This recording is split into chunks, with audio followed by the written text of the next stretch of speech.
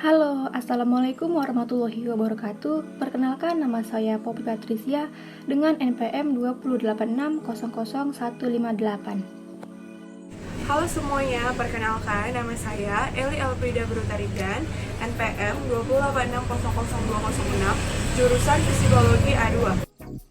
Perkenalkan, nama saya Tiara Ananda, NPM 208600154, jurusan Psikologi. Adapun tujuan dari pembuatan pada video kali ini yaitu untuk memenuhi tugas pada mata kuliah Teori Dasar Kesehatan Mental. Materi yang akan dibahas dalam video kali ini yaitu mengenai penyimpangan perilaku seksual. Membahas mengenai apa itu penyimpangan perilaku seksual serta jenis-jenis penyimpangan perilaku seksual itu. Penyimpangan seksual merupakan salah satu bentuk perilaku yang menyimpang karena melanggar norma-norma yang berlaku. Penyimpangan seksual juga dapat diartikan sebagai bentuk perbuatan yang mengabaikan nilai dan norma yang melanggar, bertentangan atau menyimpang dari aturan-aturan hukum. Bentuk-bentuk tingkah laku ini bisa bermacam-macam, mulai dari perasaan tertarik sampai tingkah laku berkencan, bercumbu, dan bersenggama. Objek seksualnya juga bisa berupa orang lain, diri sendiri, maupun objek dalam khayalan. Dalam video kali ini juga akan membahas mengenai jenis-jenis penyimpangan perilaku seksual yang harus kita ketahui. Contohnya, pedofilia, istilah yang sering sekali kita dengar. Orang dewasa, terutama pria yang mencari kontak fisik dan seksual dengan anak-anak prapubertas yang tidak mau berhubungan dengan mereka. Sekitar 2/3 korban kelainan ini adalah anak-anak berusia 8-11 tahun. Kebanyakan pedofilia menjangkiti pria, namun ada pula kasus wanita berhubungan seks secara berulang dengan anak-anak. Kebanyakan kaum pedofil mengenali korbannya, misalnya saudara, tetangga, atau kenalan. Kaum pedofil dikategorikan dalam 3 golongan, yakni di atas 50 tahun, 20 tahunan, hingga 30 tahun, dan para remaja. Seramnya lagi, sebagian besar mereka adalah para heteroseksual dan kebanyakan sudah menjadi ayah. Zoofilia. Zoofilia dapat merujuk pada aktivitas seksual dengan non-manusia, binatang, atau kebinatangan. Keinginan untuk melakukannya, atau keparafilia, atau gairah atipikal dengan nama yang sama yang menunjukkan pemilihan hewan dengan manusia sebagai mitra seksual.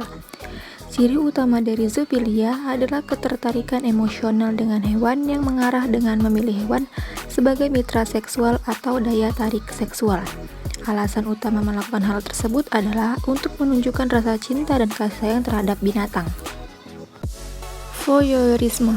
Ciri utama voyeurisme dalam dunia kedokteran yang dikenal sebagai skopifilia adalah adanya dorongan yang tidak terkendali untuk secara diam-diam mengintip atau melihat wanita yang sedang telanjang, melepas pakaian, atau melakukan kegiatan seksual.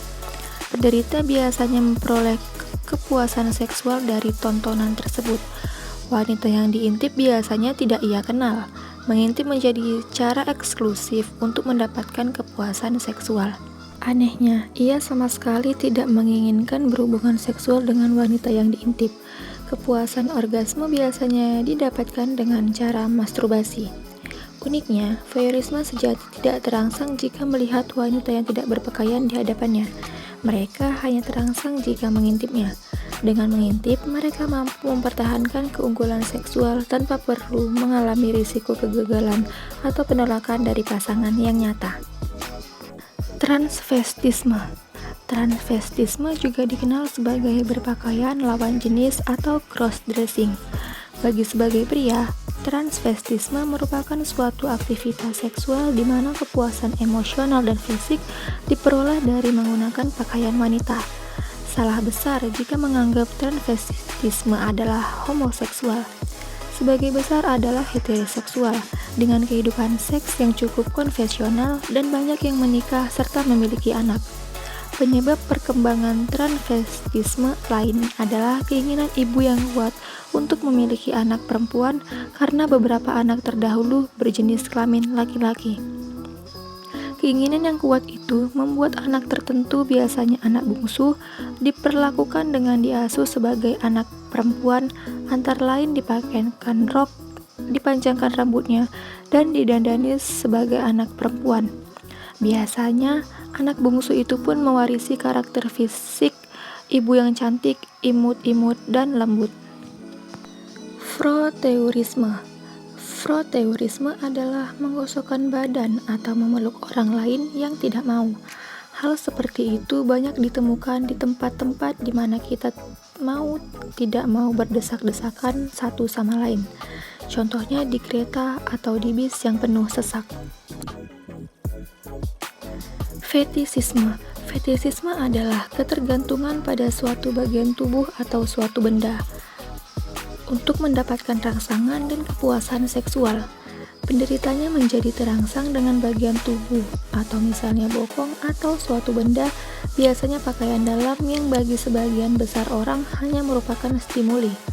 Benda itu mungkin dapat menjadi dasar fantasi atau membantu percintaan, tetapi bukan menjadi pengganti aktivitas seksual yang lebih konvensional. Secara umum, fetisis adalah orang yang tidak mampu menikmati seks tanpa adanya sebuah fetis.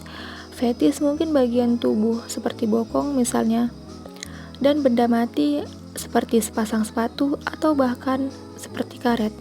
Pada kasus ekstrim, objek fetis menjadi pengganti pasangan manusia yang nyata. Eksibisionisme.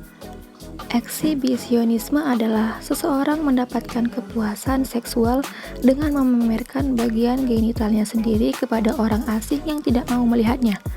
Bagi seseorang eksibisionis, kepuasan berasal dari reaksi orang lain yang secara keliru diduga oleh si penderita sebagai ekspresi kepuasan seksual. Kepuasan seksual diperoleh penderita saat melihat reaksi terperanjat, takut, kagum, jijik, atau menjerit dari orang yang melihatnya. Kemudian, hal tersebut digunakan sebagai dasar untuk fantasi masturbasi. Orgasme dicapai dengan melakukan masturbasi pada saat itu juga atau sesaat kemudian. Baiklah, materi itu saja yang dapat disampaikan pada video ini. Terima kasih sudah menonton.